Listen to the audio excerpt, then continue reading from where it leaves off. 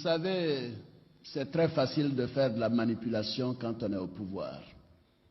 Quand on confisque les médias d'État, quand on empêche les autres de s'exprimer, quand on les accuse de tout et de rien sans preuve. C'est l'histoire d'un homme qui n'existe pas. En Côte d'Ivoire, les partisans d'Alassane Ouattara font tout pour soutenir leur candidat à la présidentielle, quitte à lui inventer des soutiens fictifs.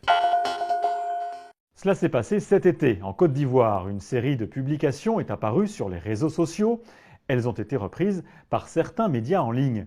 Alassane Ouattara aurait reçu le soutien d'un célèbre constitutionnaliste international pour sa candidature à la présidentielle. Un soutien de poids puisqu'à l'époque, le débat fait rage autour de la légalité de cette candidature. Le président sortant a-t-il ou non le droit de briguer un troisième mandat ? Ce célèbre spécialiste du droit de la Constitution s'appellerait Richard Marton et il aurait déclaré que oui, Alassane Ouattara est tout à fait éligible. L'argument est même repris dans une tribune rédigée par des députés du parti présidentiel, publiée dans le journal L'Intelligent d'Abidjan. L'instant où les signataires étaient authentiques et vivants, voilà, il était normal pour nous de publier. Nous n'avons pas cherché à entrer dans le détail de l'argumentaire et chercher à vérifier que ce constitutionnaliste n'existe pas. Car en effet, ce constitutionnaliste, présenté comme français et du nom de Richard Marton, semble ne pas exister. En tout cas, l'Association française de droit constitutionnel n'en a jamais entendu parler. Je ne connais aucun Richard Marton parmi les constitutionnalistes français. Et même plus largement, il n'existe aucune thèse, aucun ouvrage, et même aucun article en droit constitutionnel qui soit recensé sous le nom de Richard Marton. Il y a pourtant un nom, mais aussi une photo dans l'une des coupures de presse qui évoque ce spécialiste.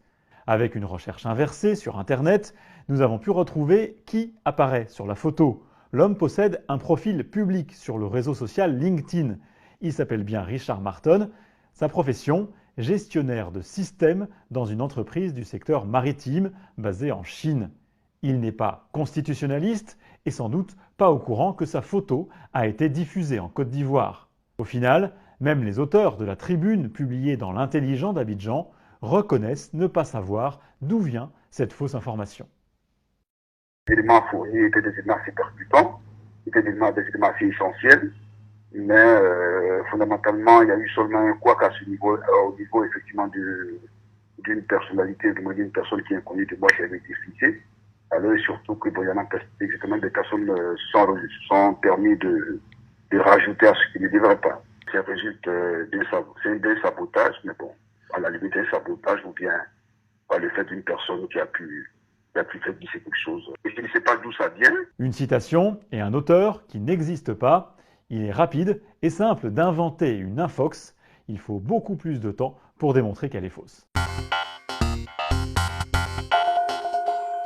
Soit interrompu.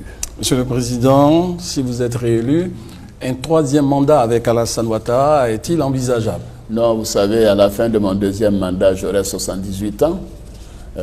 Même si une réforme constitutionnelle devait m'autoriser à le faire, ce que nous n'envisageons pas, ce n'est pas dans mes intentions. Mais si j'avais 60 ans, peut-être que j'aurais fait 3 ou 4 mandats. Ah bon? Voilà. Parce que vous savez, la France, les mandats étaient illimités jusqu'en 2002. C'était des septennats illimités. Ce n'est qu'en 2002 que la France a limité les mandats à 5 ans, 2 fois. Mais aux États-Unis, Roosevelt a fait combien d'années? Et ainsi de suite. Ce sont des pays qui étaient en construction. Nos pays, je ne dis pas que je suis d'accord avec tous ceux qui veulent rester 15, 20, 25 ans, c'est pas le... mais je veux dire qu'il ne faut pas tout simplement stigmatiser les Africains sur ces questions de limitation de mandat.